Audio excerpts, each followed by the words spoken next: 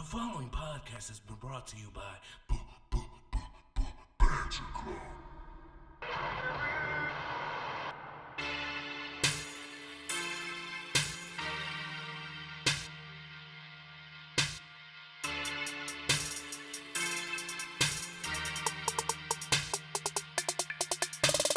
Oh, ladies and gentlemen, boys, girls, children of all ages, Banter Club proudly brings to you, it is the former, well, still technically, the longest reigning tag team champions of the world.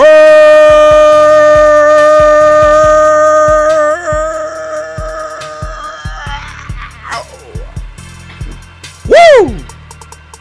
The Angel of Death 6XL, the totally evil one TJ the Great, and we are, like I said, the Banter Club. I'm going to do this for Tevin right quick, so he ain't got to say too much. But then he got to do this part for me. And if you're not down with that, we got 2 words for you. Grand Slam. Wow! EC dub.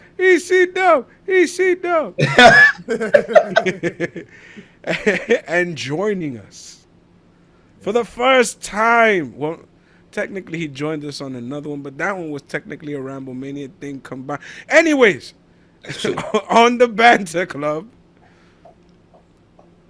state your name and who you are and what you're here to do. State your biz. Okay. The name is It's Your Boy.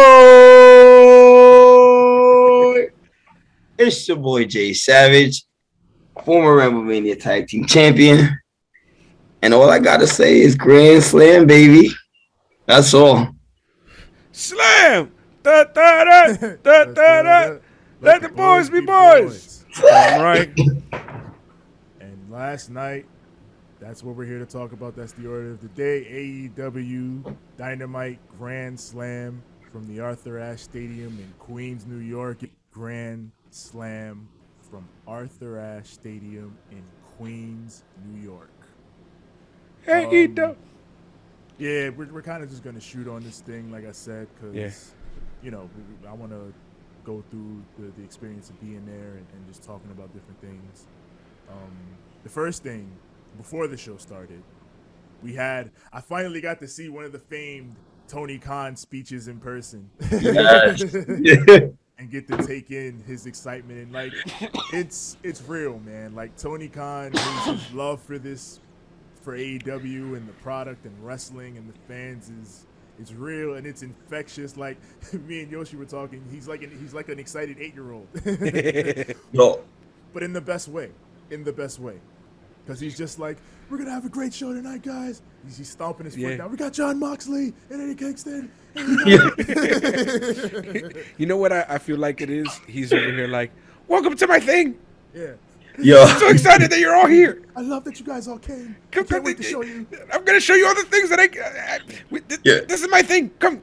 Everybody come look at my thing. he was like, it's gonna be an awesome night. It's gonna be an exciting night. Like, yo, like you hear it in his voice, like the passion and the excitement that this man has for the show that he's about to deliver to people that pay their hard-earned money to go see the show. Like, this man was hype, and he was amazing because he even came out a little bit later on. We'll talk about that. Yeah, I know about that. But Max Caster, stop talking shit. You clean. He set the stage wonderfully for what we got in the opening match. Oh, baby. This was the main event. I mean, the main event was also a main event, but like this was the reason a lot of us were here, man. Mm-hmm. Bryan Danielson versus Kenny Omega, non-title.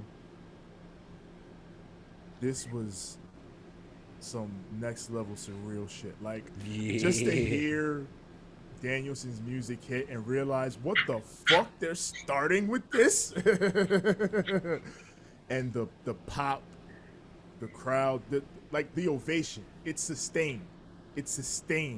throughout the entire time of Omega and Danielson's entrances to the time where they're staring at each other in the ring. The bell, when the ref goes for the bell, it got a huge pop. Jesus. And then these two are looking back and forth at each other. They could have stood there for as long as they wanted. And I feel like we would have just still been going crazy. Like, oh my God, This is happening.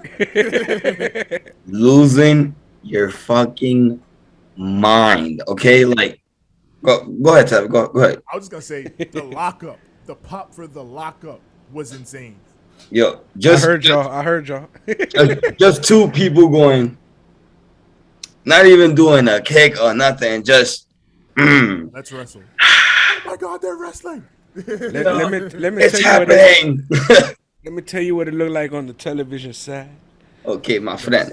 So on the television side, we were over here like, I was over here like, holy shit. And you just hear the entire place explode. And I'm just there like, oh. And then you see Kenny Omega's face, and he has a look on his face that I haven't seen since Japan, where it's just like, yeah, I'm not coming out here to play and pretend and be funny Kenny Omega, who was a tag team star. Funny Kenny Omega, who's been out here being, a troll and an asshole every week. Don Callis's little bitch boy. All that shit went out the fucking window. And ladies and gentlemen, it was Kenny Omega of old, bro. Something about this match, the little tropes and the little touches of old school, and how they put in little things here and there of when they were actually wrestling in the independent scene, and then the way it all culminated at the end. This shit was like the entire time I was over here like, this is some shit. This is surreal, and I'll probably remember this match like forever. Like this is one of those matches where Tevin, details. We talked about Kenny turning the clock back. Yeah.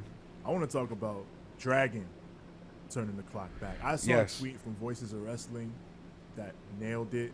Like, it was like Danielson just disappeared in 2009 and just was gone, and then popped up again here in 2021 and had this match with Kenny Omega. Like, I love Daniel Bryan. I love what he did in WWE. A lot of it, like, I feel like he's done some of his best stuff in WWE, just because of the scope and scale of a lot of his best stuff. And Daniel Bryan was awesome, but like the American Dragon Bryan Danielson is a different beast, a different monster entirely. Like, he whipped out shit that I was like, oh my God, I haven't seen that in forever. The Regal Plex, caught Kenny's leg, threw him over his head. Fucking the Danielson stomps, which he brought in WWE as a heel. Yeah. But like full on Danielson stomps here, and then he even like yelled at the crowd, "I'm gonna kick his fucking head in." And I heard y'all. Yes, I was praying that we came off on television, because you could hear it in the building. You're gonna get your fucking head kicked. It wasn't as loud, but I think it's because I was a little off sync here and there. The hardest part of that chant is syncing up the claps, so that everybody can do it all at the same time, because it's a lot of claps. Yeah, because it's not, because the people on the bottom are all like together, but then the people on top are all together, but not synced in with the people on the bottom. Exactly. So on TV, y'all came off off sync, so it was type faint, but I could hear it from time to time. Because like in my section, we're all doing it, but then another section does it right after ours, and like we're not on pace with each other, but we're all doing it. I agree. But also because of Omega, that might have been a little weird, because some people might have thought they were going for, da dun dun dun dun, the Terminator dive, so which we also did in this match, because Kenny did the Terminator dive. Yep. Here's the thing, at a certain point, it was just like loud, like it was not like you couldn't make out what the fuck was what. It was just like, and I was just like, the fuck. yo, right? Like, no lie, like that match, like I'm not gonna lie, like I never, ever, ever got to see Danny Bryan and Kenny Omega wrestle anywhere, and not nowhere ever in my life. I gotta put you onto some of the old videos I found. Yo, like never seen them wrestle, and that's gonna go for like a lot of like the matches in this and in this show. Like it was just fucking like I lost it, no lie. Like when Kenny had his pyro, Mm-hmm. I felt it, bro. Like the section I was in, I felt the fucking heat, bro. Like I felt the Yeah. bro. Like I was like, I'm like, yo, like what is going on right now? Like, and then yo, the whole experience, bro. Like no lie, like when we send y'all the clips and stuff, Yeah. like you're gonna hear me a lot, and like you're gonna hear like the excitement in my voice. Like it was an experience. That match itself, like I recorded a lot of it and I took a lot of pictures, and that match was fucking crazy. Kenny Omega with the V trigger from the entrance. I called it the fucking Muda V trigger because he ran all the way. He down the ran, long yeah. ramp. Yo, He ran down the ramp and just gink. connect them. Yo, he connect right here, right in bro. the yaw. Right in the yaw. I was like, yo. Tevin, how good did it feel to finally see the ring?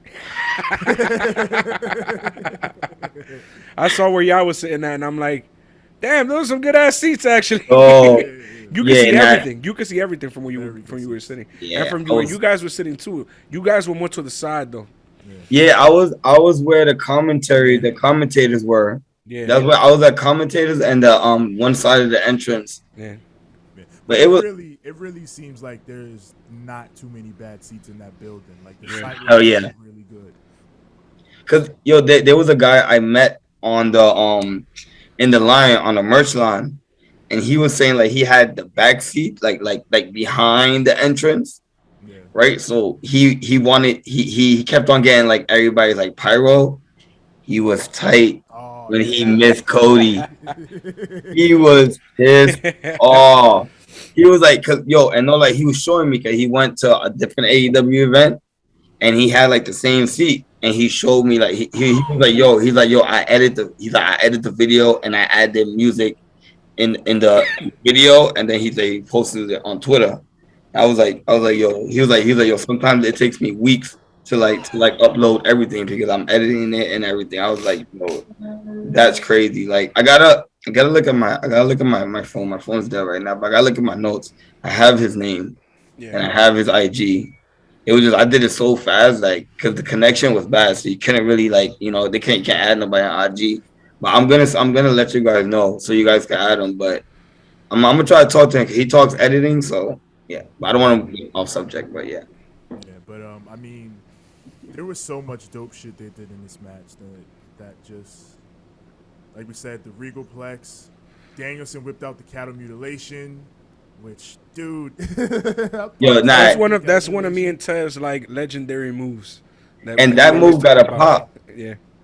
That move got a loud pop. Like I was like, wait, I wasn't familiar with that move for me. Yeah. So I'm just thinking it's just a move. But when he did it, the crowd just went fucking crazy. I'm like, wait, what the fuck's going on? Like, that's his move. That's his move.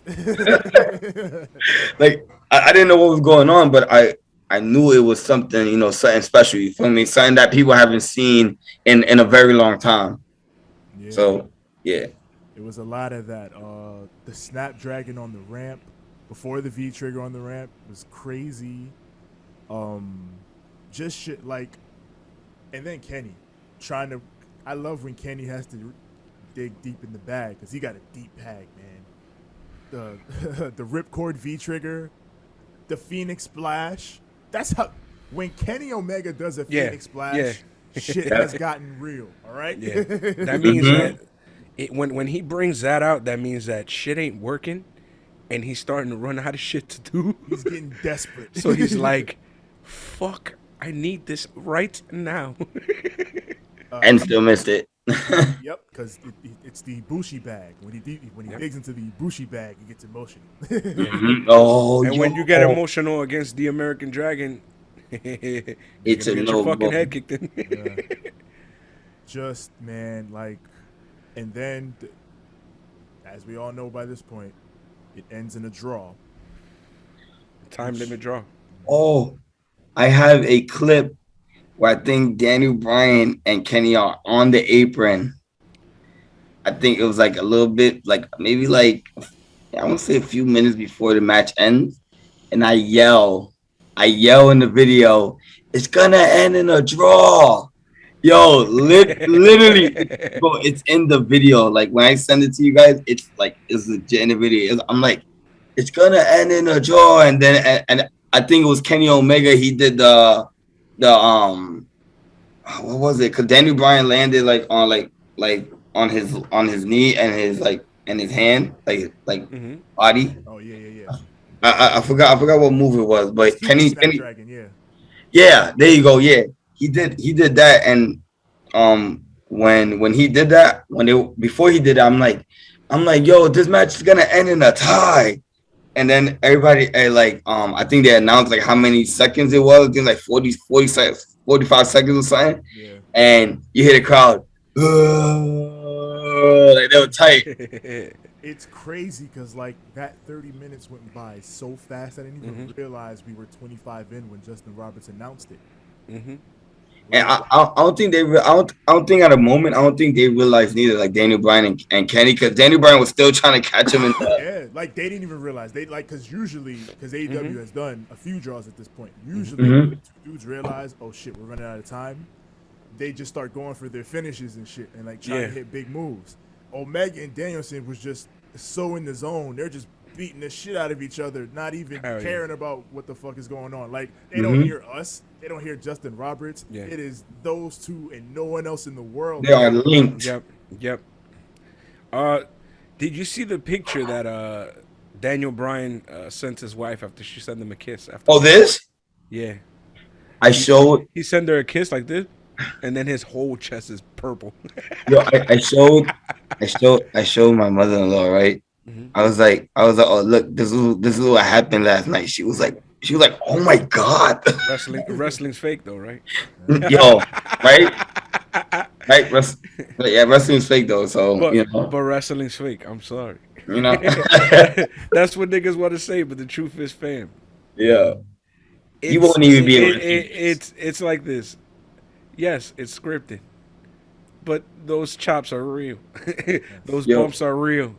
Years and years of slamming yourself on your back will fuck you up. Those and there's injuries wood are real. underneath. Yeah, There's wood underneath, like anybody who's ever set up a ring already knows. It's literally wood, a small, thin fucking mat that's just soft enough just so that when you land, it doesn't sting as much because landing on wood would fucking sting like crazy. And hell under yeah. that wood, people like to say that there's springs. There's no springs. It's fucking metal. It's metal frame. The reason why it budges like that is because of the wood. The wood flexes. Yeah. That's it. So it's steel, wood, a thin ass mat, and then canvas over it. Like Listen, the fuck? like that is not easy, and for Daniel Bryan, a man that came out of surgery not too long ago, you feel me? Not too long ago, definitely A showed man who came out of retirement not too long ago. that too. Yeah, hell yeah. And he showed people like, yo, I can still go. And he also showed WWE like, you guys missed out. You guys should have let the handcuffs loose. You feel me? Like I understand you was trying to protect me, but if I'm telling you I'm ready to go, I'm ready to go. And he proved that last night. He showed the world, not only the people in the stadium, because we enjoyed the shit out of it, but he showed the world that he can still go and that he never lost it. You feel me? And These are two of the best wrestlers of all time in an absolute zone. Like, Busaikoni! the reaction, they even hit it. Like, that's the thing I keep thinking about with this match. They went 30 minutes easily. not a single finisher. And There's so much shit they didn't do. And they went 30 minutes. Like, they can have another 30-minute match that is completely different from this 30-minute match because of all the shit they didn't do in this match. Because their arsenal is deeper than my stomach.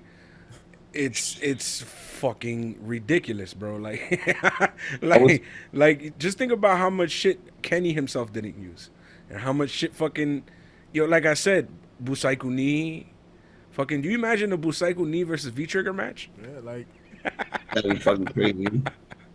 That'd be fucking nuts. Like, they have so much shit that they can do that they haven't even like touched the surface, but that's why it ended in a draw. That's why it ended the way it did. That's why it is the way it is, because you ain't seen nothing yet. These men could go off and have like 15 more matches and we won't say a damn word.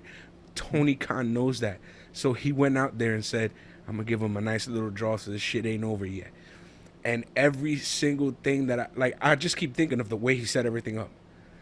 We're gonna put the most exciting match on first with that finish, so that then the rest of the show is like, damn, yo, we could have had, damn. And then what happens is you now build anticipation for what's coming next. Yeah. Something that Vince McMahon is now weary of, or just has been ignoring for the past few years, is that, somewhat like WCW, you start running out of your stuff, all what material you can put out there, then you're in trouble. You feel me? That's what happened with WCW. They were just throwing shit at the fan, and eventually, when more is more becomes the trend, then you have to keep giving more. You feel me? In this case, they were a bit more reserved, and they held back, and now in the future we can have more of these matches between these two, and it'll still be incredible and hit every single time. That's all you got to do is just hold back a little bit, and now you ain't running through your stuff like horse shit. Yeah. You feel me? I'll say this, right?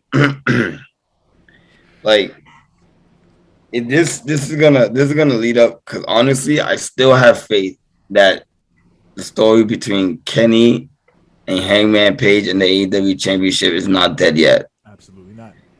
So I think that Danny Bryan and Kenny are gonna have an AEW title match, and it's gonna be an hour long. And these men are gonna go all out, but because Kenny has a squad, he finds a way to win. And then that's done for now. But then, eventually, because we still got mad years to go, AEW is going to be, they're going to be, like, if fans keep on tuning in, they're going to be out for a long time. So eventually Kenny loses the title, right? And then he gains it again. But then Bryan Danielson is the one to beat him for it. You feel me? Because I feel like before they give it to Bryan Danielson, Hangman, he deserves that shit, because he's been the storyline they've been running. But yeah, you guys can go ahead. That's all I wanted to say. I 100% agree with you, and I still think that is 100% the plan. I still think Hangman is the one that beats Kenny for the title. Yes. No matter who AEW signs, no matter who they get in the mix, I still think Hangman is the guy, and I think Tony Khan is on that beat. And all I can say is, when Hangman comes back, when Hangman comes back to this, Scene done changed, boy. Oh man. Yeah. I'm happy that you guys agree, because I doubt that just been flowing through my head. I'm like, this is great and this is awesome. This is honestly, it's history in the making, honestly. I expected it more. This is the first time I ever saw Kenny Omega wrestle in person, and ooh, spicy! Good times for Tevin. It delivered way beyond what I could have ever asked for. What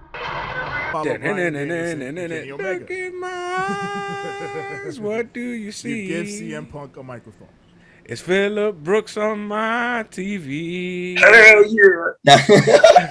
I miss AJ. You know AJ Lee. Yes. Oh, yeah. CM Punk is everything you wanna be. Oh. Look, This it's needs to Phillip be- Brooks on my TV. Nah, this needs to be his entrance for a video game. Facts. This needs to be the alternative entrance song for his video game entrance. He gonna have it. I'm gonna let him license it. That is fire. I'm not even gonna lie. That was dope. Yeah. I'll let him license it. Nigga. Punk, he says, you know, Team Go Tom. Taz, you guys are from New York, and even they don't like you. Y'all went nuts for that. I don't know why, but I. Yeah, especially because when Taz came out, we cheered him. So we were just having fun. Oh yeah. So, you know, Punk talks about everybody thinks that, you know, he should be pissed off because of what Hobbs did to him last week. How Hobbs tried to throw me through the announce table. Tried. Pointed it out, but That table was Japanese, man. I'm telling you. Japanese table. Yeah. I am the table. Yeah, Matthew from Botchamania put it there. On purpose. And Punk says, you know, yeah, I was mad about that, but you know, when my music hits and I come out to you people and you're all singing Cult of Personality, and you're all cheering, how can I be mad? You know? It all washes away. Yep. And then he says, you know, I think about it, me being out here enjoying wrestling, enjoying the fans. He said, you know, it's been a long time since CM Punk has been in New York, even longer time since pro wrestling has been in New York. Big pop for that. That's facts though. Yeah. And when he says, you know, I get pissed off when I think of the idea that Hobbs and Team Taz wanted to take all this away from me. I'm never letting anyone take this away from me again. See, Hobbs, the mistake you made, you should have actually put me through the table.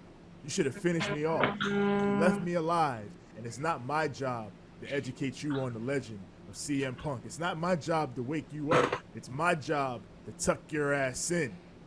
It says on Rampage Grand Slam, Powerhouse Hobbs goes to sleep. Good night, buddy. Drops the mic and walks off. You know what I got from that promo, Tev? What? Right now I'm on the edge, so don't push me. Right? I got something for that ass. Right. Keep thinking I'm pussy. Yeah, CM Punk cut a fiery babyface promo. Like I said, how do you follow a Bryan Danielson Kenny Omega match? You give CM Punk a microphone. That's about the best thing you can do. I lost it. I don't know if y'all seen the video. I don't know if y'all seen the video on IG that I posted, but I fucking lost it. I literally got to see my second, and I'll be honest, my second favorite wrestler, because Shawn Michaels is my favorite, and I never got to see him yet. Praying on him. I'm praying. For me, it's Austin. See, I feel you on that. So like for me to be there and witness my second favorite wrestler, just him talking, it was like a dream come true. I ain't gonna lie, I DM'd him like a little paragraph, but just like explaining like me going through shit and then me watching him, you feel me, like to try to get through the shit I was going through. You know, like it was crazy, but it was definitely a fucking moment, I'll tell you that. A moment that I would cherish a lot, and hopefully I can go see him again when they come back to New York. When they do come back to New York, I know for sure, Punk, I'm gonna be out there and I'm gonna watch you. Because anybody who knows me, Tevin was there. He knows. Punk is the reason why I got back into wrestling. I stopped watching for a long time. I stopped giving a fuck for a long time. Yeah. And then fucking he did the pipe bomb promo. And, you know, I saw it and I didn't think too much of it at first. But then, like, I was like, wait a minute. I think he just did some shit. If Vince actually rolls with this might be amazing. Yeah. And then Summer of Punk 2.0. so hell yeah. Yeah. It was It was fucking crazy. It's still kind of surreal to think about. Like, like you watch Bryan Danielson wrestle Kenny Omega, and then CM Punk comes out and cuts a promo. Like, what the hell? Oh, you're like on an up and comer like Will Hobbs, exactly, who was banging on WWE's door and they never let him in. mm-hmm. Who Booker T himself said that Will Hobbs was one of those dudes who just would not give up. He would be relentless. He would be at every fucking show trying to get himself in there. Mm-hmm. You feel me? And he was one of those guys that he would go up to and be like, damn, yo, they won't let me in. And the fact that WWE slept on a guy like Will Hobbs. Will Hobbs is your fucking wheelhouse, Vince. What the fuck? Sorry. Up next is MJF. Jeff.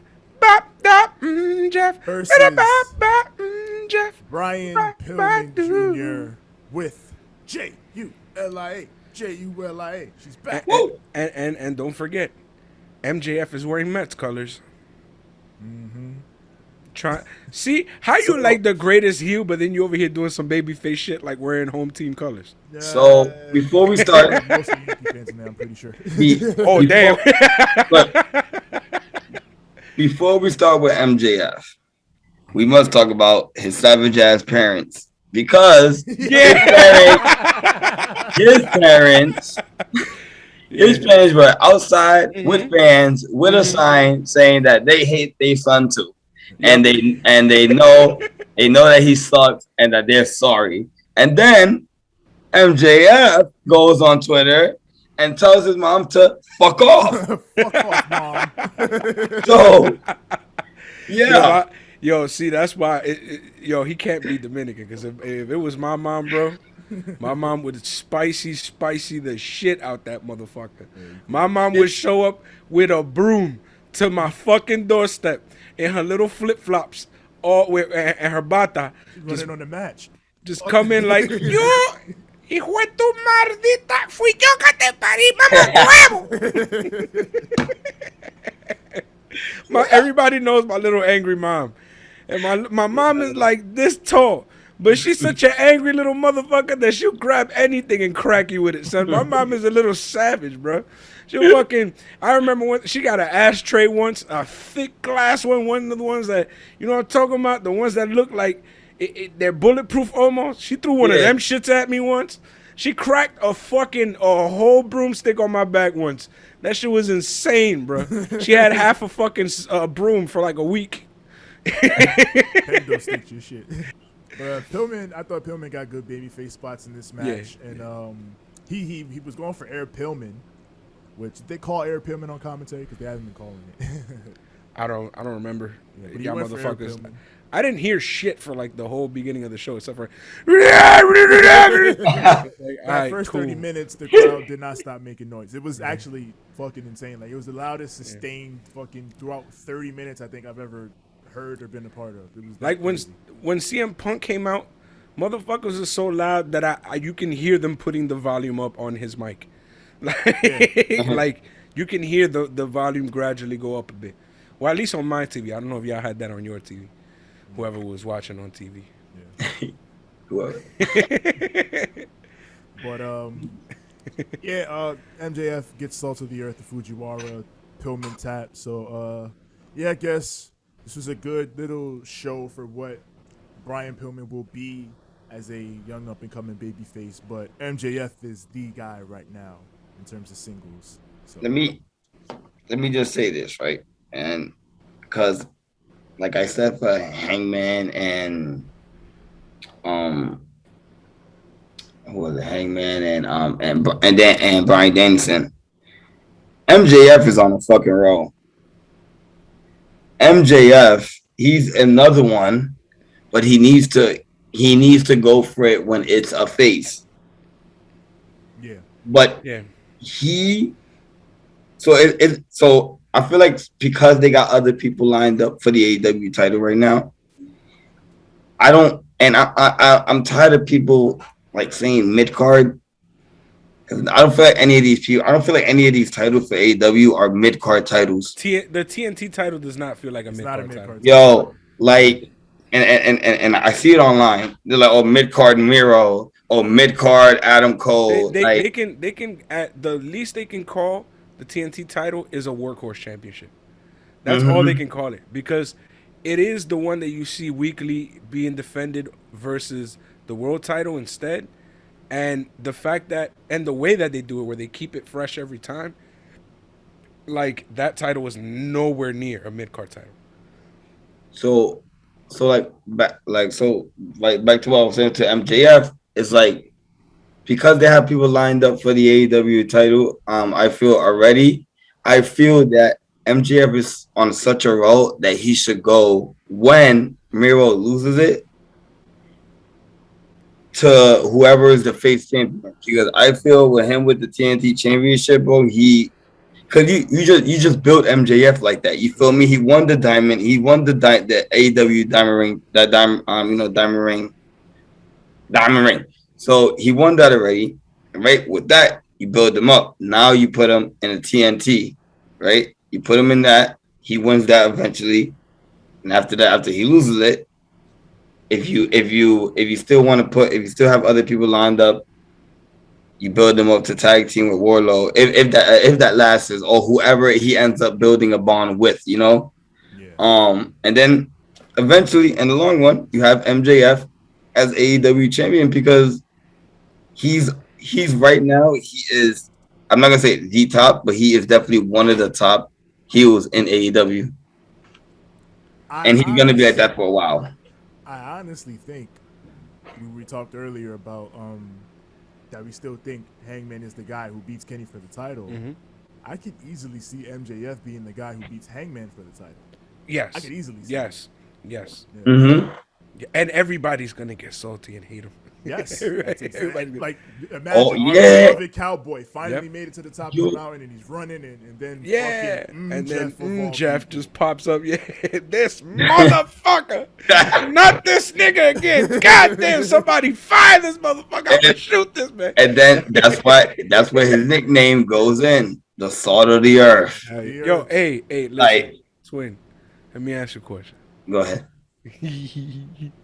So is MJF the smartest kid in class, or is he butter? Do you know why I asked this question? Why? Because he's on a roll.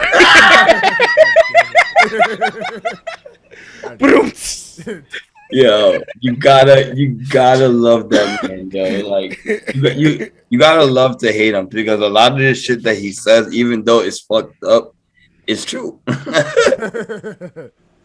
heels have an inkling of truth in their bones. Yes. He puts a little. Little.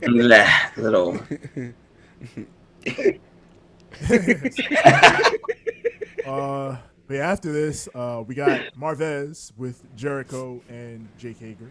He teleported. My guy Marvez with teleportation. You're like, this man was in the building. I was trying to get the tips on how he did it. Couldn't figure it out. That should have. Damn, Tevin, you should have looked up how. I would have looked for him and be like, hey, Marvez. Let me ask you a question. I saw him by the stage, but then he was gone. I think he nah. I would have caught that man outside. You know, we catch niggas outside. I would have caught him outside. I would have been like, yo, pull up right quick. Let me holler at you, Marvez. How you be teleporting from point A to point B? How you doing that? I want to know how you doing that. Alex Abrahantes. But you see, that's because he ain't scared of the hood, because he got settled. Yeah. Good in the hood. I'm going to court. You know how we have Horny jail? I'm going to corny jail today, so just throw me in that motherfucker. That's it. He's definitely, like, he be wilding doing their entrance. He be wild. Alex is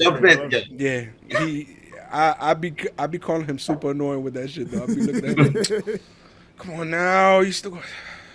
How long you gonna do this shit, bro? You just gonna be on this shit all day? Just nigga, you look like P. Diddy. Calm the fuck down. You look like 98 P. Diddy. Stop. You got that energy. The hype man, bro. Like, nigga, chill. Fuck, I'm about to turn into Suge Knight. His suit was a little shiny too. Shiny suit man. Anybody who knows old school radio knows about Shiny Suit Man. Oh, They used to go fuck ham yeah. with that shit in Hot 97. You remember Tep? The shiny. Remember? Motherfucker. But yeah, Jericho and Hager. They call Remember Jericho? They call Dan Lambert a fat face dipshit. Yeah. Again? Jericho says, if Lambert, you want to stick your nose into our business, I'm gonna bite your nose off. Like I'm Haku. Says Lambert, you can bring your MMA meatheads to Rampage, and we'll kick their asses too. And let me talk about Jake Hager right quick, because he belong in corny jail too. You know what? You guys aren't the men of the hour. You're the boys of the week. Bruh. Get your corny ass the fuck. Niggas like you the boys of the week. Hager, man. Hager. Up next, Malachi Black versus Cody Rhodes. Okay, so Tev, you're gonna have to take the role on this one because I missed this match. I was on merch line. Yes. I watched it on TV, so I got merch this too. line. That yes. I forgot. I watched the entire show on TV, so I know what happened here too. Hey, hi guys. Arn Anderson, hey, you got me tight. We talk about that later.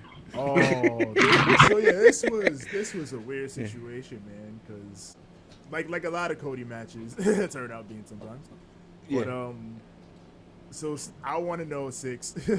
Yes. TV comparable to, because in the building, yes, they fucking hated Cody. No, they booed him. They booed him. Yeah. They audibly booed him. They booed they booed He Cody. did. I heard that shit audibly, bro. They booed this shit out of Cody. I was like, he's the babyface, guys. Yeah, but we live in a generation where I believe people gonna chant whoever the fuck they want. True. But you know what it is, bro? It's because like everybody, they feel like Cody's a dickhead. Like, I don't know what it is, but I don't know what it is. Everybody right now is just like, whenever Cody opens up his mouth, everybody's just like, I'm like, the fuck up. Yeah, cause he's always doing like some speech. He's always giving like a speech or something. you know what, guys? I'm here and I represent everyone, and I want everybody to know that I'm such a good, nice human being, and I love my wife. It's I like love my daughter. Fuck them damn kids. Yo, it's like it reminded me of Drew when Drew kept on doing like the story about his history, the history of like the sword and his family and shit like that. Like that's what it felt, but in a in a different way. Hey Cody, we love you. You feel me? As a wrestler, we love you, but Yo, for fuck's sakes, stop all this fucking pity party nice boy shit, because no one gives a fuck.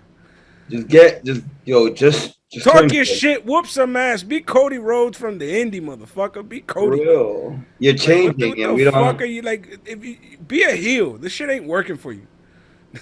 Real, stop fucking with Malachi Black. He's fucked you up. Cody has said, I respect what our fans want to do here in AEW, and I don't want to abide by hard babyface heel guidelines, so I'm gonna roll with the crowd. So, 1 week the crowds like me, I'm gonna go with that. And if 1 week they don't like me, I'm just gonna roll with that. And I feel like he did try to roll with the fact that the crowd didn't like him in this match. Yeah, he did a few things, especially coming at the ref. Yeah. He got a little hand. He got pissed off at the ref. Him and Arn kind of got into it on the outside. Yeah, because he mistakenly hit him in the nuts or some shit. Yeah. And then he comes outside to check on him, but Arn is like, yo, wrestle. What the fuck are you doing? Hey, get the fuck away from me. Go fucking wrestle. I'm gonna kill you. Yeah, I feel like you see, because I didn't see it, but hearing you guys say that, I feel like this is around the time because Cody's gonna leave. I feel when he comes back, because Malachi Black already beat him, so this is like it's a done. I feel like it's a done deal with the storyline. But when Cody does come back, I think he's gonna turn heel. Who's ready for Malachi Black versus the Redeemer? Oh, I'm ready for Malachi Black versus just about anyone. Who's Hell ready yeah. for Malachi Black versus CM Punk? I'm waiting for that. They took that picture together. Hell yeah. Who's ready for Malachi Black versus, I don't fucking know, damn near everybody. Hangman Page versus fucking, I don't even care. I'd watch him wrestle QT Marshall. Shit. T. Marshall. Marshall. Yeah. The I thought this match was pretty good though. Like I dug the spot where Malachi did his he flips off the ropes and sits in the middle of the ring, and then Brandy came in and sat right across from him like, oh yeah, how's that, motherfucker? That's what you think. That's what you know what that is. That's the mom in her going. That's what you think you're gonna do, hon. I think that was the most positive reaction anything on Cody's side got all night. the middle finger from Brandy. Mm-hmm. That's what you're gonna do. Enjoy this. Nah, you want to know the biggest pop in that whole thing is when she came out. Period. Yeah. When she came out, Like, Yeah. when she came out, it was like Cody came out, and I was like, and then the moment she comes out, Fucking Brandy! I was like, yo, they popped for Brandy. God damn it, Cody, you fucking up. It's time for you to be a heel, bruh. I like It that. is, and I'm saying, I think when he comes back, I think it's time, man. That's what it is, Cody. Like, because Brandy, she was the one who wanted to be a heel, but then it didn't work. So she was just like, all right, that don't work. I'm not gonna be a heel. But it will work. It will work if Cody turns heel with her, because together without Arn, having her, help him out during the match here and there, because she did wrestle before. She does know how to wrestle a little bit. So her stepping in here and there, and then having Cody turn on Arn because of the last thing with Malachi Black. And Next time, think of. you know other things I'm thinking of as well. Well, They're about to put out their show. Their show is either came out or is coming out. And yeah. with that being said, all you have to do is turn them Hollywood. You feel me? It's Yo, no very lie. simple. You give them that little Hollywood gig where they're like, oh, they've turned Hollywood, and Yeah. that's it. That's all we need. We don't need too much to boo Cody Rhodes. Just do that. But finishing this match, like you said, Cody and the ref got into it, and Cody she pushed the ref. Just full on What the pushed him. hell? So the ref is, distracted, and what? Gotta catch him up. More Oreos. So then, after the Cody and ref get into it, Malachi hits him with the mist. Buddha mist. Hey, it was the black mist. Yeah, black mist. He And then sprayed black. It wasn't green. Yeah, rolled them into the schoolboy, and Malachi gets the win. Yeah, So- this was pretty quick. I'm tired of Cody shit. Damn. Put the boy over. Put the man over. Again. Yeah. So I thought Cody was coming back to get his win back, brother. He didn't even do that. So again, Yo, so it was you. It was. I knew it was somebody that said that, but I couldn't figure it. I thought it was Hazel. I'm not gonna. I thought it was Hazel. Cause Hazel always saying you always say fine. I love you, bro, with you. You always do. But it was Taz. Yeah. Cause I knew I heard it from somebody. Somebody was like, "Nah, Cody's gonna come back. He's gonna take the win." And I think I was going against you. I'm like, nah. I was like, nah. I don't know. I don't see it happening. Like, I was more like, I hope not. it just felt like, all right, Cody's gonna come back, get the big babyface win, but Nah, he better not. like Cody is better at reading the room than people give him credit for. that's Way true. better at reading the room than people give him credit for. So He knew in New York he had it to lose. yeah. He knew, and he did it. They did. And for that, you got to. Cody ain't dumb, and Cody ain't selfish. He's definitely not. Like, the idea that Cody is selfish is bullshit. Like, You feel me? Because people be like, oh, he be like he doesn't have a whole bunch of losses and stuff. So what? Like, He's a at least star. you're not going for the title. Like, at least you feel me? At least he's not going for the championship. Like, he owns part of the company. You feel me? So with people, let's say if he wouldn't have won the AEW championship, oh, he gave it to himself. You feel me? Or they gave it to him because He's not Hazel. no. But like, nah, he's a genuine star. Like, if you were fucking beating Cody Rhodes every week, that's bad booking. You're damaging someone who's one of your biggest stars. One of the reasons that the company exists is Cody Rhodes. And when it comes to Cody, I wouldn't say he's selfish at all. I mean, Yeah, I don't say that. he jobbed out to fucking John Huber. Rest his soul. Yeah. You feel me? And he jobbed out to Miro. So fuck are you talking about? Yeah. Like, Malachi killed him the first match. Yep. He jobbed out to Malachi. Yeah. So Cody knows. But I am tired of his character. Like, I'm not gonna lie. Like, No. Much agreed. That makes sense. Yeah. Much agreed. Yeah, much agreed. Yeah, but like you can't call this man selfish. Fucking got on his fucking knees and presented Darby the TNT title after Darby beat him. Like, come on now. Yeah. Selfish. He took a whooping from MJF. Yeah. Yo, Like a scolded dog, like a government mule. Half of y'all motherfuckers wouldn't even take. Though he did all those things to get to MJF and then lost to MJF. Yo. FTR and Tully Blanchard versus Sting and Darby Allin. Fuck the revival. Dude, this was another one. I like early on in the show, I turned to Yoshi and I realized that this is the first time I've ever seen Sting wrestle in person. Ooh, spicy for Tevin. We're gonna have to have a little spicy meter or some shit. But so with that being for Tevin, right? It'll go the same for me. But I met FTR at WrestleMania Access. And I was in the same building. I got to see Sting. I didn't get to meet him, as the line was longer than my waistband. Yeah, it's a little. It was too long, but I saw him and I was like, "Yo, she's Sting!" Yo, Sting! But I got to meet Kevin Nash. Too sweet.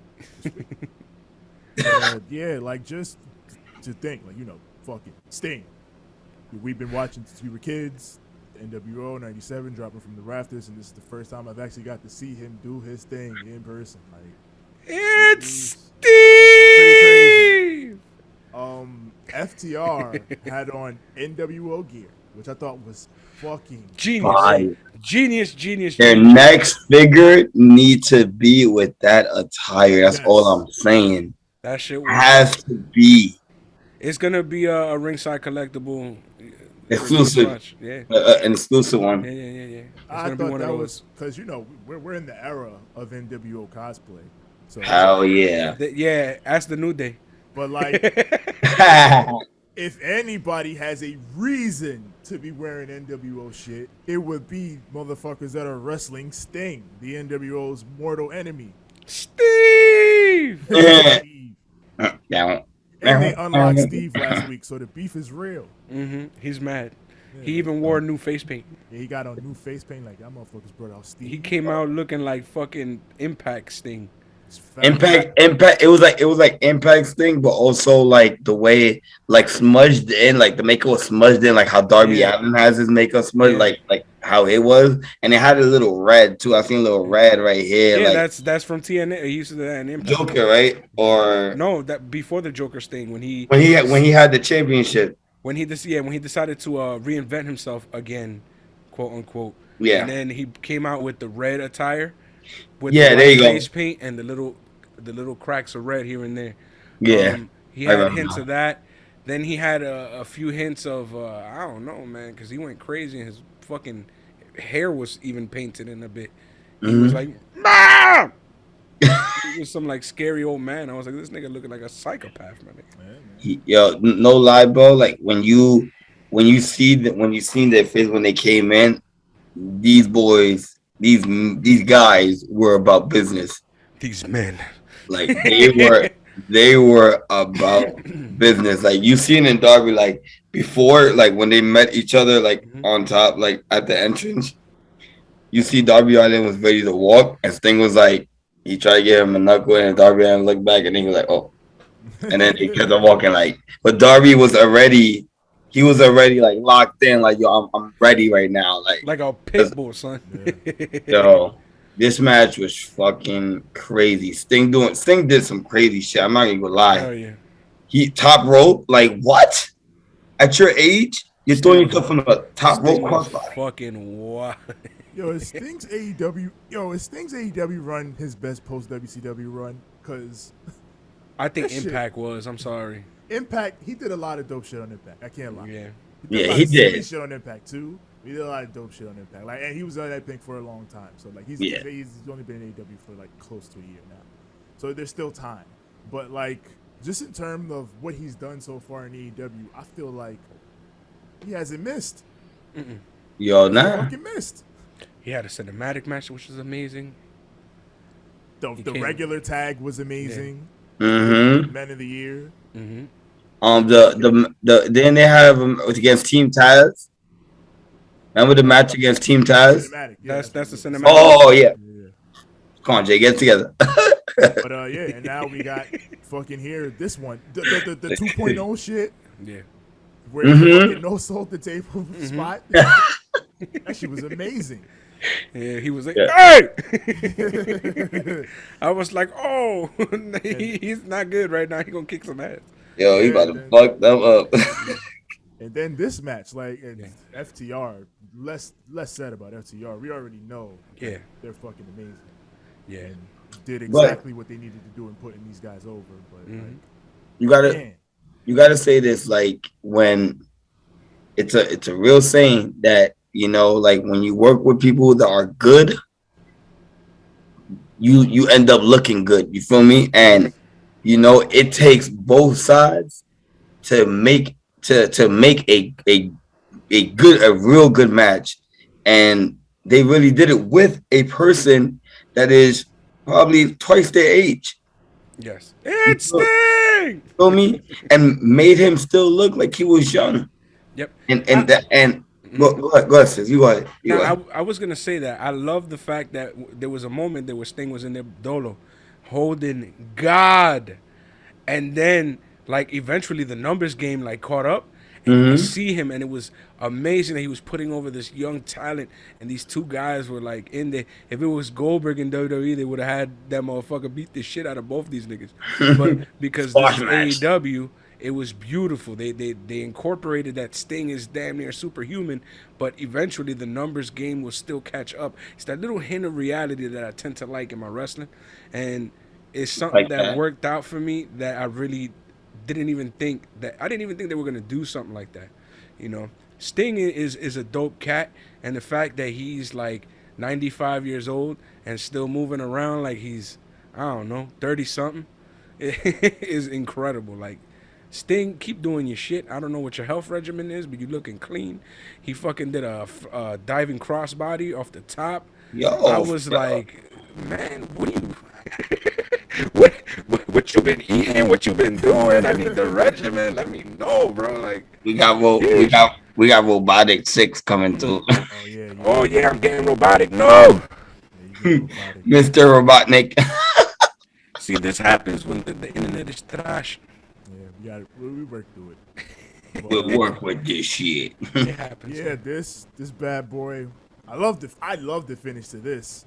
Fucking Sting. Dax sets up a chair in the corner, and you know Sting is gonna Stinger splash, but Dax moves and Sting. Everybody, I'm from where I'm from. I see everybody down in the front row. Look at Sting like Sting, no, Sting, no. Don't do it. So then Sting catches, and then you see him give a good to go. Then he turns around, throws Dax into the steps, and then Tully gets on the apron, he knocks him off, and then Sting puts Dax in the Scorpion. And then Cash, he's outside. He tries to pull Dax outside toward the ropes. But Darby coffin drops Cash on the apron, and they're dead. And they're dead. Officially. Dax is done. Dax taps. Darby and Sting win. Yes.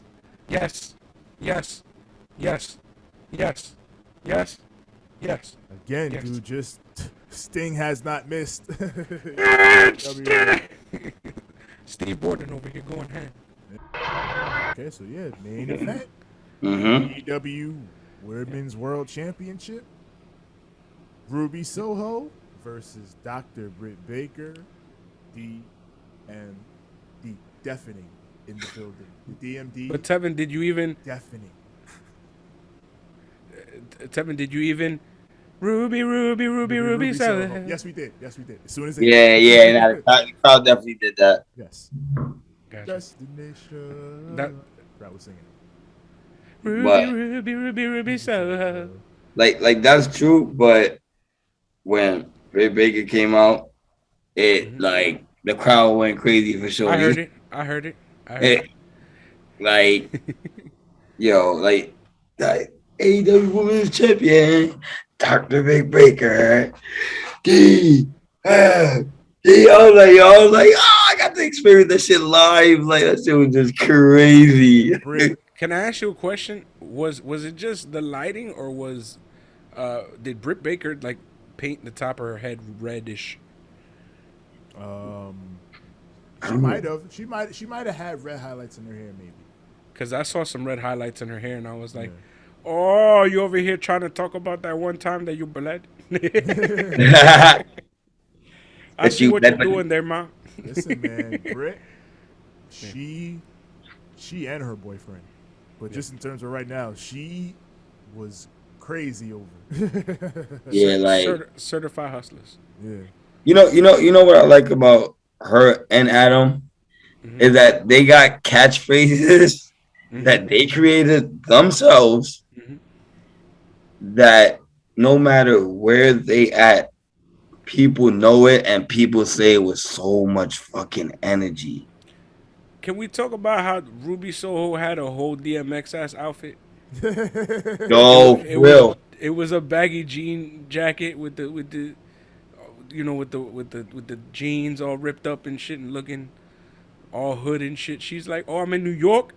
I know it's time to put on that fucking ripped up jean look, you know what I'm saying, with the denim jacket. It's all about the denim, you know what I'm talking about." I thought this match was good, and I think Ruby right now is in a similar spot to Andrade, where we know she's good, she knows she's good, but I think she's in a spot where she's on the verge of having that breakout match. She's close to having that breakout match that's gonna shed the WWE funk and you know, be a full confirmation of, okay, yeah, the chains are really off. I can do fucking this, that, whatever. All right, I'm going now. I think Ruby is still in that spot where she's getting there. I agree. Yeah. But the crowd is behind her. Like that's what helps immensely. Like she's super over and the crowd loves her. Like throughout the whole match, we had dueling Ruby Soho DMD chants. Like the whole match. Yeah. So it shows like she has a fan base there, but you know it's still a little early. Yeah. She just got back. She didn't get to show much in WWE. She showed a lot in NXT. Yeah. We're gonna see her here do what she can do best. Oh hell yeah. We're gonna see here what a lot of people that Tony Khan brings that he wants to bring to AEW from the other company. Yeah, they tend to show out because everybody thus far, Miro, Mox, Pac, you know, other other names, Brian Danielson, him as well. When they come to AEW, they show the best of themselves. You feel, even if it's just a little bit, like you guys say for Brian Danielson, he he didn't even dip into his bag completely, and with what he just gave, like it was a little bit better than the stuff that he gave in the other company. So they tend to go all out. A lot of good spots in this match. Britt hit this big super air raid crash from the top. That shit was dope. And of course the finish, interference. Rebel tries to interfere, and then Jamie Hayter hit her with a jawbreaker on the ropes. Interference, and Ruby Soho taps out to the lockjaw for the win. Britt. But you gotta tell him how she did that. Yo, the way that fucking Rebel handed her that Michael Jackson glove. Yeah. And she just swapped it and put it on, and I could hear y'all coming back up. Cause let me tell you something. This is when I realized y'all motherfuckers was tired. During this match is when I realized it. There was a moment during this match where shit just got quiet as fuck. Yeah. Like, y'all was tired, and you could hear it. Like, it was like y'all was trying to cheer. You could hear some people, like, stomping and clapping. And you could see the people visibly clapping, but y'all couldn't talk no more. So it was just claps and stomps, because Like, hello, y'all ran out of fucking... Did you hear my, like, I know y'all heard my voice. Like, I can imagine how everybody else's voices that were yelling and screaming. And it's like, it was the main event of Dynamite, but like, for us in the building, I think everybody knew we had 2 more hours to go after that. So it was like, ah, man. We needed to save our energy. Yeah, we had to try to preserve some energy. Yeah. Motherfuckers got quiet real quick. Yeah, but when it came to the big spots, we were there. We were like I said, when she put the glove back on is when y'all came back to life. Yeah, we got back up. Yep, and then she got that lockjaw in, but that's when I realized, I was like, yo, these motherfuckers is tired. Yeah, but because we had, you know, we also got elevation. Yeah, we had dark beforehand. Mm-hmm. Yeah, so it was, you know, motherfuckers had a week's worth of tapings. Yo, and you know how, and this is what I was telling my kids today. I was like, I got 3 shows for the price of, I believe, like $126. That's amazing. Like, that's amazing. Worth every penny. Steal, a damn near a steal, honestly. We just gonna leave y'all with a little something, and it's called the Ramblytics. Yes. It's time for the Ramblytics. It's time for the Ramblytics. And of course, with the Ramblytics, we start them off with the nails and the fails. Yes, nails and fails. I'm just gonna tell you like this. Here's really much how it goes. Nails. That first match, for fuck's sake, that was a dream come true. Golly, that shit was incredible. I mean, like, what more can I say than what we've said already? If I get into it, just go watch that first match. That shit was incredible. Another nail. We're gonna go straight into it with our boy CM Punk. CM Punk was talking super duper spicy. I was loving it. When CM Punk talked some shit and he was showing that, you know what? You don't want me to become that guy. Because if I get angry, I'm gonna whoop your ass. Which was beautiful. Fails. Well, there's another nail, by the way. Just one last nail. Just gonna leave a nail. And this nail is basically just Dr. Britt Baker. You amazing woman. You do it every fucking time. Shit. I would say even Sting. Sting is a nail. Him and himself. He's the nail. He's the nail. Sting, what the fuck are you doing? What the fuck? Can you please give me some of your elixir that you are drinking and do shit the way you be doing shit? Because goddamn. All right. So now we're gonna get into the fail. Yes. So we're gonna do it like this. It goes a little fail. Fails. Here's what's going on, man. For fuck's sake, do something else, Cody. Cody, I'm bored of you. You're boring me. I don't want to be bored by you, because you're one of those guys that, like, watching you in WWE, I mean, it was all about you, fam. Like, I was one of those guys who was on that Cody train heavy. It was very few fun gimmicks in that time, and I remember watching SmackDown and seeing you put paper bags on people's faces. I seen you become one of the most evil motherfuckers on God's green earth. Then you went and became Stardust, and that was fun too. You're a very creative dude. You're a very charismatic dude. Please don't let yourself become stagnant. When it ain't working, fuck that shit. Think it's time you become who you're meant to be. A bad guy. A bad guy. He doesn't want to turn. Yep. And that's my only fail. Everything else to me was amazing. Tev, go ahead. Yeah, I don't really think I have fails for this show because like Cody, as much as the shit with Cody's weird, it's still like, you know, it doesn't bother me too much, and he put the guy over tonight, so it's like I can't even complain about that. So like I think the right result happened in that regard. So like, I mean, if I had fails, it wouldn't be about necessarily the show. It'd be about, I don't think Arthur Ashe, the arena, expected 20,000 people to show up. Jesus, yeah. Because, like, with all those lines for concessions and especially merch. But they said get there early. Yeah, they did. But it's also like, we've all been at WWE shows and things of that nature. Like, usually with you know, a WWE show, they'll have the merch stand set up in the arena and whatnot at different spots, but they'll also have like merch trucks outside and, you know, little spots and kiosks around the building where you can also get merch even before you get inside. I think AEW really could have benefited from having like a truck or some setups outside, because there's a lot of space around the outside of Arthur Ashe. They definitely could have set something up to where, you know, they had a spot for people to buy merch and things like that. And I think that would have mitigated the situation a little bit with people waiting on lines for fucking hours trying to get, you know, whatever. So I think in that respect, and then like getting home on the train, they definitely were not prepared for 20,000 people or thousands of people to be fucking filing into the MTA was like, train. fuck.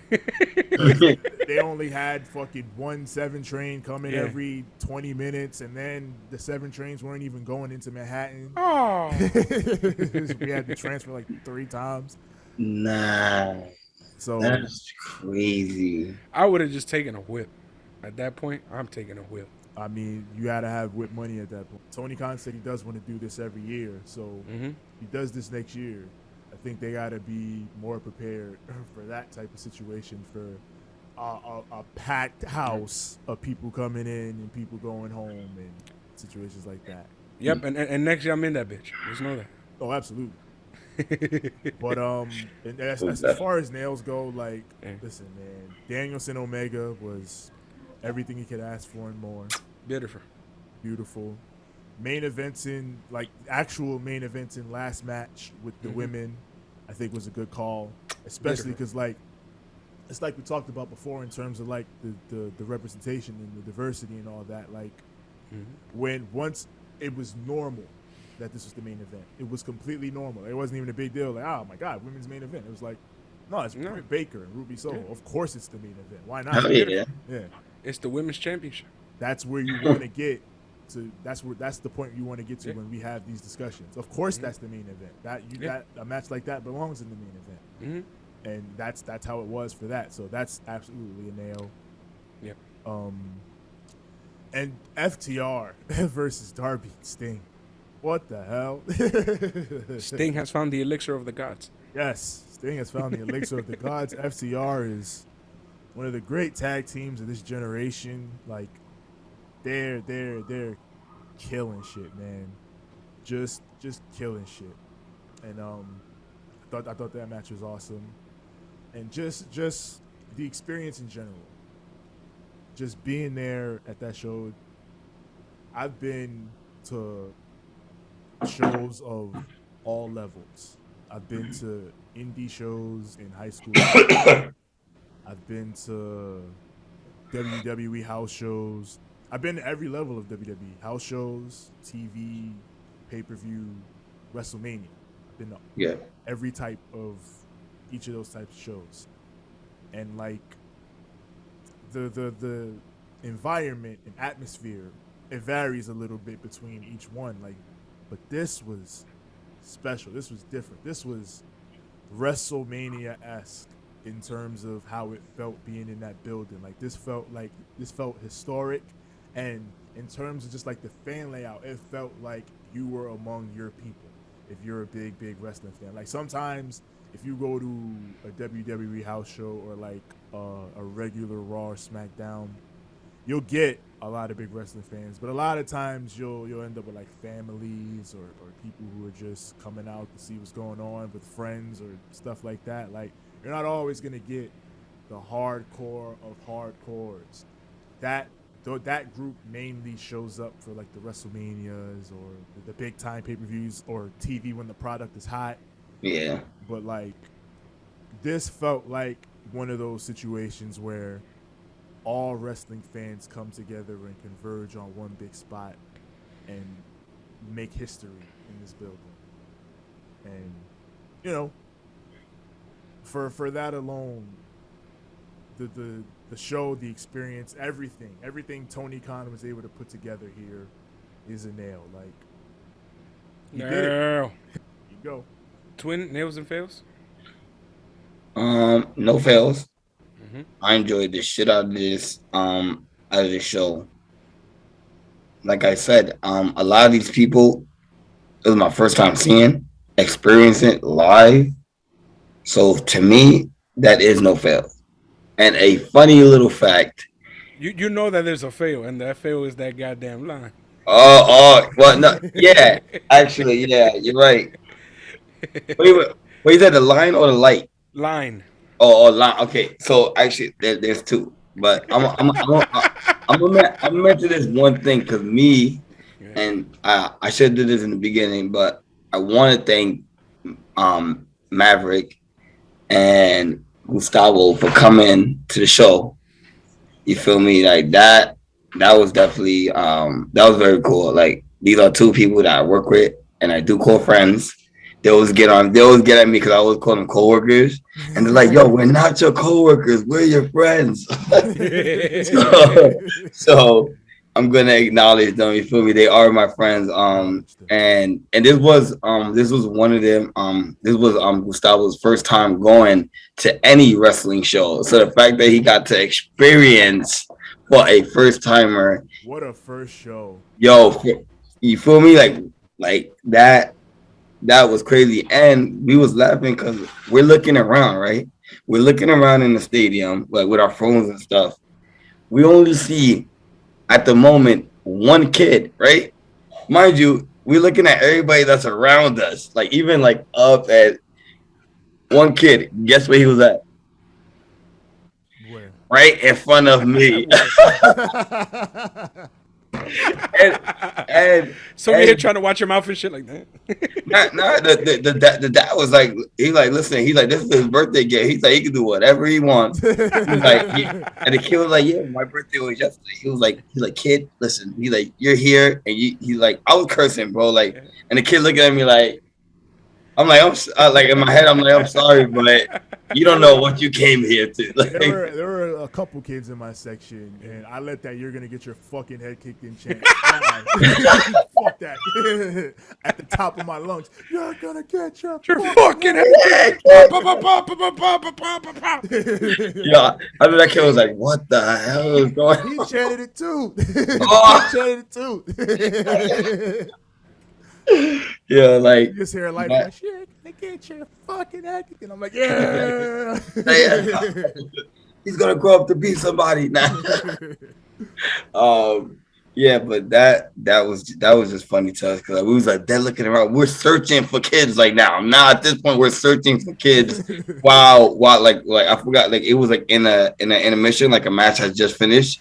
So we're over here looking for kids, like we're just standing up. I'm like, yo, we see no fucking kids. Like, there's only one, like one in our section. It was crazy.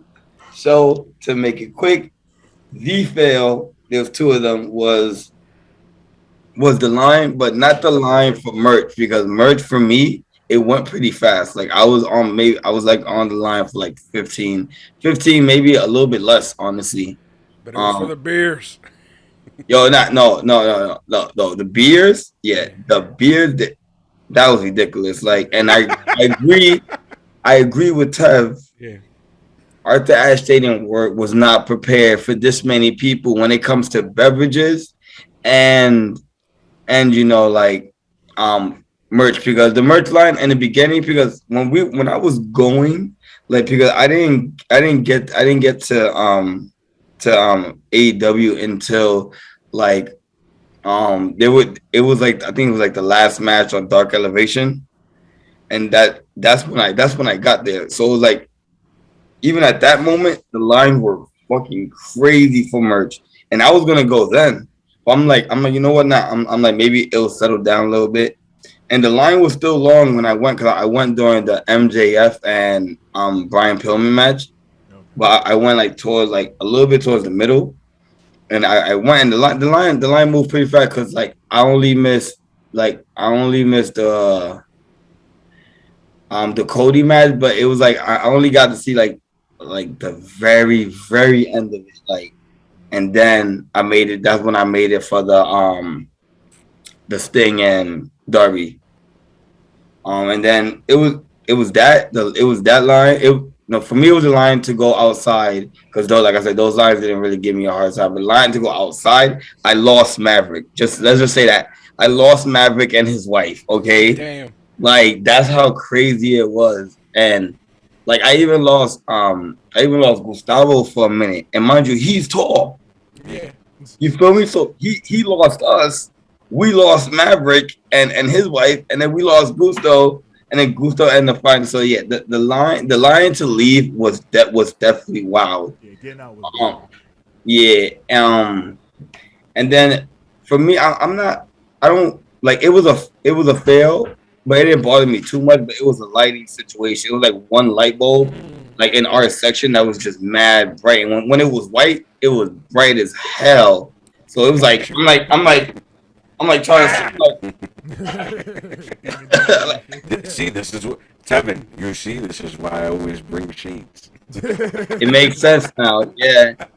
Yo, like, and that honestly, those would be my only two fails because honestly, the experience, even the drive, like even even though I didn't drive, Maverick drove, but even just the ride to the stadium, bro, the anticipation for me, that I knew I was getting ready to see so many people that I watch on TV, and I was getting to witness them like in person, like live. It was a freaking amazing feeling, and I thank AEW for definitely coming to New York, and I think Nikki as well.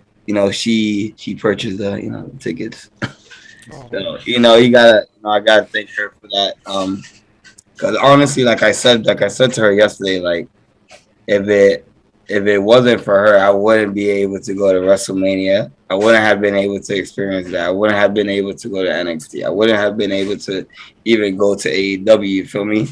So the fact, like, you gotta give thanks to the ones that were able to get you there. So yeah, so. Yeah. You and I. I guess the last thing I would say on the whole situation is Six lies.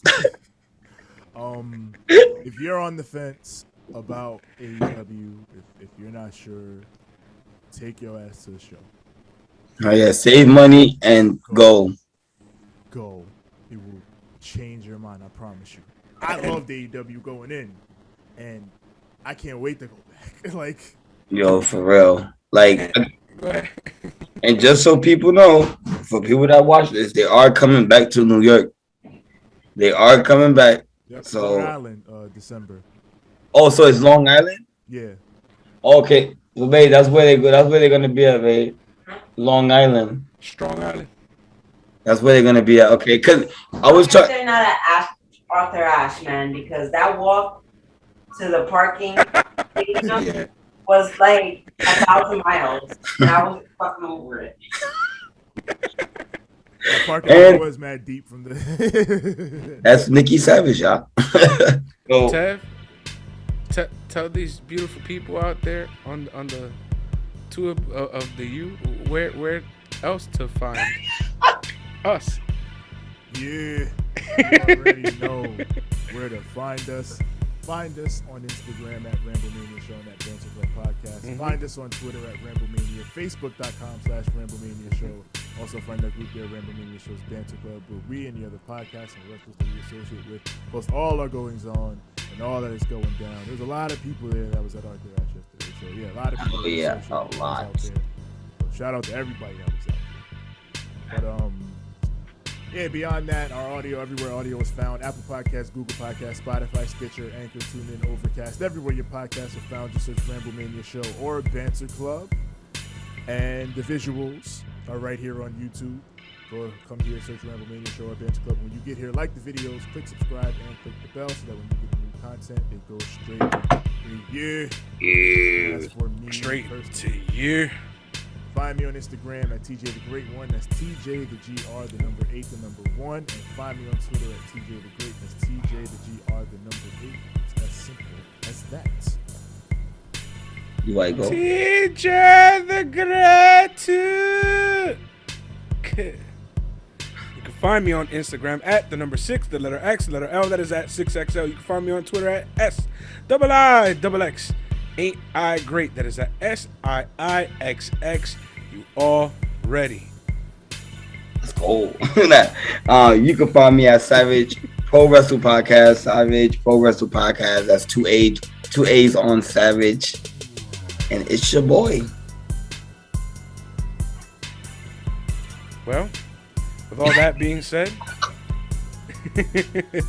Tev, I think we're going to leave him with a little something called a Too Sweet. Too sweet. Tell me you got to say in a good fight. And a good fight. A good Twin. night. Bang. Yeah. On my huevo.